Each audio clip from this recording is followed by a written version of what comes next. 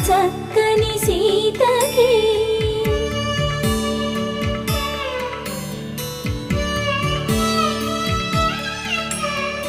ఎర్ర జాబిలి చేయి రాముడేడని అడుగుతుంటే చూడలేదని పెదవి చెప్పే చెప్పలేమని కనులు చెప్పే నల్ల పూసై